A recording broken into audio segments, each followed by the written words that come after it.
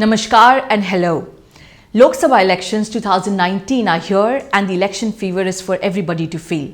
The political parties and the candidates are out and about putting their best foot forward. But as voters of India, as responsible citizens, the question that arises is, what is it that the political parties and candidates are allowed to do and are not allowed to do during this election season? That's a question we'll be discussing in today's short video. The simple question is, what is this election code of conduct that is issued by the Election Commission of India, the constitutional body under Article 324 of the Indian Constitution, which has the power to superintendence and to direct control all elections in India, including that of the President, the Vice President, the Parliament and the state legislative assemblies. Now, the Election Commission has issued a moral code of conduct that comes into existence the very date on which elections are announced in India. The first phase of elections in India begin on April 11, 2019, and clearly the code of conduct is supposedly in application. But are the political candidates and the political parties in India really following the election code of conduct, or are they violating it? Let us discuss a few instances which has brought this code of conduct right into the center of controversy. Well, to begin with, the major news that's making a lot of noises is as regards the telecast of a special service channel which is called Namur TV, and this is being telecasted across all DTH platforms including Tata Sky, Airtel and Dish TV. The Ministry of Information and Broadcasting has taken a stand that this is a special services channel or an advertising channel, and the Ministry of Information and Broadcasting has said that no license or permission needs to be given to this channel. Now, this channel, which uses the face of our Prime Minister Narendra Modi as its logo, is a 24 hours channel that is using a lot of speeches, his campaigns of Mr. Narendra Modi. Does it not amount to political advertising? If it does, where is the funding coming from? Who is the owner of Namur TV?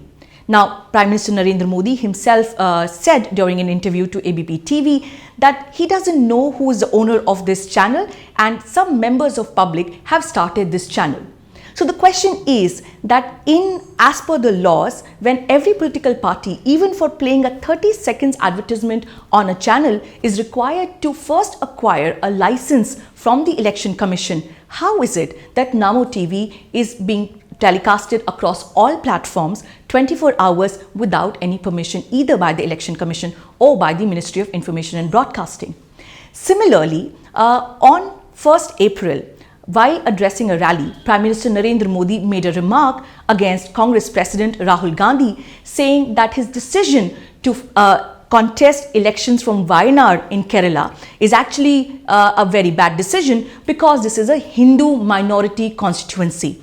Now, using religious sentiments or giving an impression that some constituencies are Hindu dominated or they are Muslim dominated, is that even allowed under the Election Code of Conduct?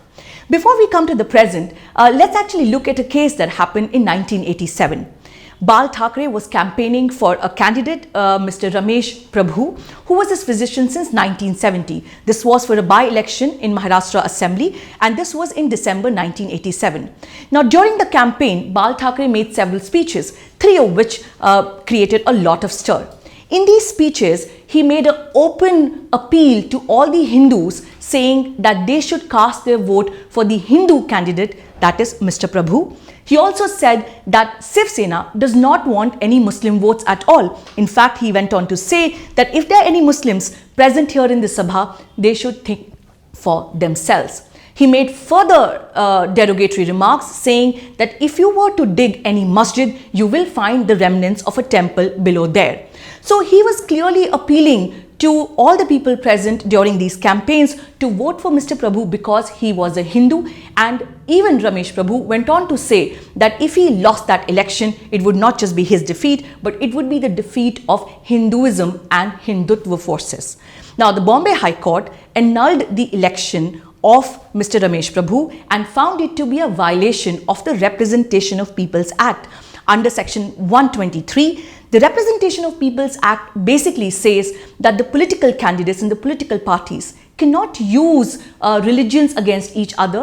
They cannot create enmity or tensions between different castes and communities, and that no appeal can be made either by the consent of the individual, that is the candidate, or his agent, or by either of them on lines of caste, community, religion, language, etc.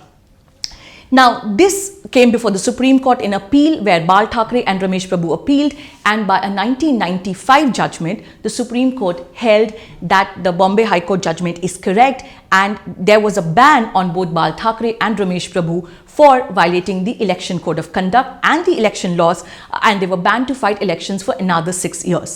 Now, this was the Election Commission during 1987, during 1990.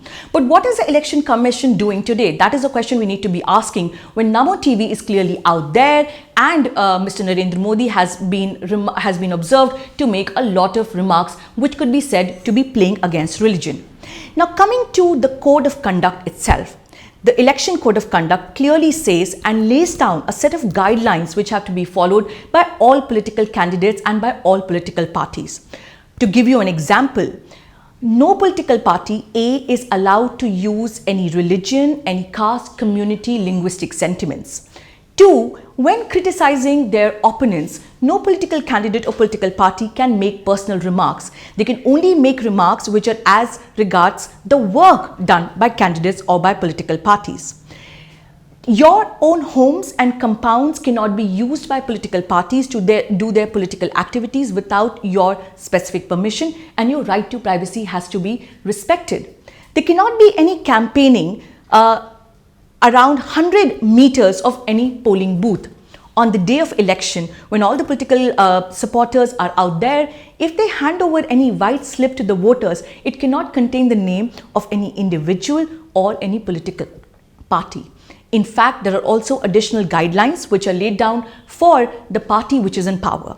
It says that the political party in power should not use any of its powers as a misuse to sort of, give themselves an undue advantage during the election season. For example, the public places, the Maidans where the rallies are conducted cannot be used by the political party alone. It should be allowed to be used by all parties.